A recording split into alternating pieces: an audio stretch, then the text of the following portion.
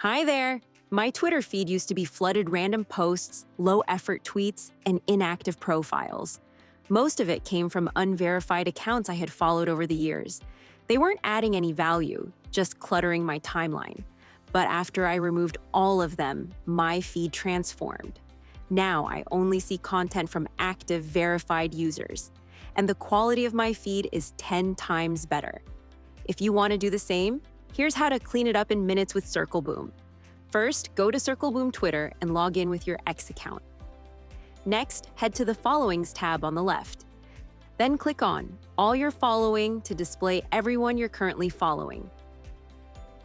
From here, click Filter Options in the top left corner of the list. Scroll to Verification Status and choose Unverified Accounts. Now you'll see only the unverified accounts you follow.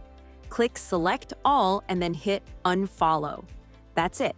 Circleboom will instantly remove those unverified followings for you. By doing this, you eliminate the noise and keep your feed clean, smart, and relevant. Trust me, your timeline will feel like a totally new experience.